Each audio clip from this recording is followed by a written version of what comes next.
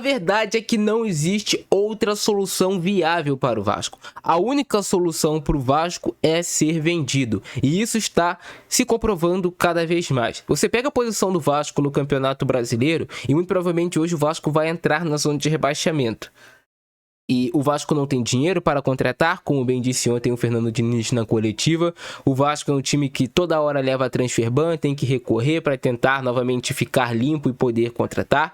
É um time que tem uma dívida imensa, gigantesca, tem um elenco muito superfaturado. A gente se lembra da promessa do nosso presidente Pedrinho que enxugaria a folha salarial do Vasco e que contrataria jogadores ali que realmente fossem dar um retorno dentro de campo. E nada disso acontece. O único reforço do Vasco essa temporada que você olha e realmente fala, cara, tá dando um retorno dentro de campo, é o Nuno Moreira, talvez o Tietê também, que é um jogador esforçado que você vê que tem uma qualidade acima.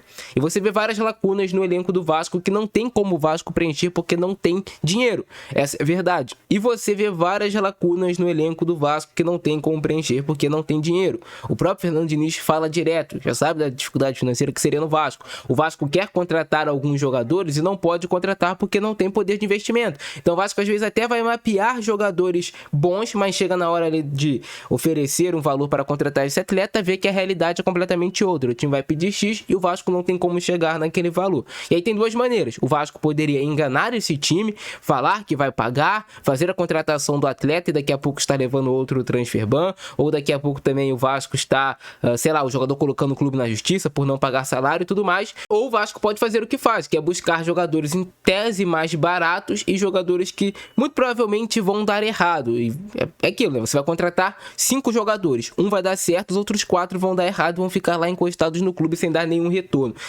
Então é complicada a situação do Vasco para vocês entenderem. E sem você ter esse investimento externo, que seria o Vasco ser vendido, e aí com o Vasco sendo vendido, no estalar de dedos o Vasco teria esse poder de investimento. O Vasco poderia ir no mercado, por exemplo, ao dono do clube que quer contratar o Inestrosa, que foi o nome citado ali pelo Diniz, é 8 milhões de dólares. Poderia contratar esse jogador. E aí o Vasco mudaria o seu nível de contratação. Hoje o Vasco contrata jogador de 3, 2 milhões de dólares, tenta contratar de 1 milhão de dólares, de euros.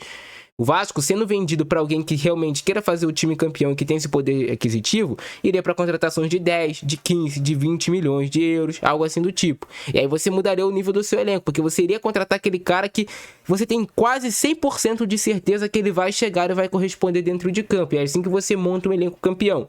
Então, a nossa expectativa, o nosso sonho de ser campeão é muito do que... Cara, a gente é torcedor, né? Então a gente sempre vai acreditar. O Vasco pode estar com um time horrível. A gente vai acreditar que de alguma forma vai passando de fase e vai ser campeão. E o futebol não funciona assim.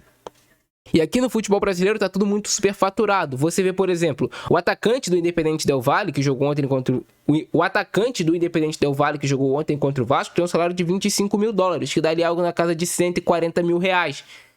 Qual jogador do Vasco ganha 140 mil reais? É um moleque que tá subindo da base e já tá ganhando 140 mil reais. Então o futebol brasileiro tá tudo muito inflacionado. Aqui no Brasil eles acham que os times têm dinheiro, então sempre os próprios jogadores pedem salários altíssimos. A gente viu o Paulinho pedindo mais de 1 milhão para renovar com o Vasco. A gente viu o Léo Jardim pedindo mais de 1 milhão para renovar com o Vasco. Um Verratti pedindo ali 900 mil para renovar com o Vasco. Um João Vitor que ganha 900 mil reais. E esses jogadores não correspondem a esse valor que eles ganham dentro de campo. O retorno não existe financeiro para o Vasco.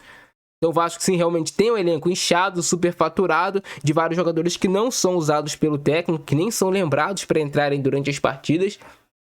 E poucos são os jogadores do Vasco que você realmente olha e fala são úteis. Então o Vasco só vai mudar, entenda isso, torcedor, quando o clube for vendido para alguém competente que queira fazer o Vasco campeão.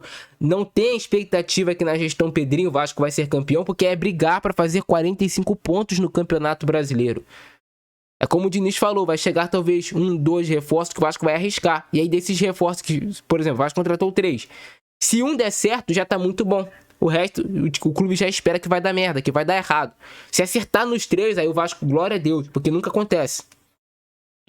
Às vezes até o jogador vai bem no outro clube, mas quando chega no Vasco, o clima, o ambiente pesado, tudo que roda em torno desse clube faz o jogador decair o seu nível. Às vezes o cara até é mediano, mas o cara se torna ruim no Vasco. Às vezes o cara é bom, ele começa a se tornar mediano no Vasco.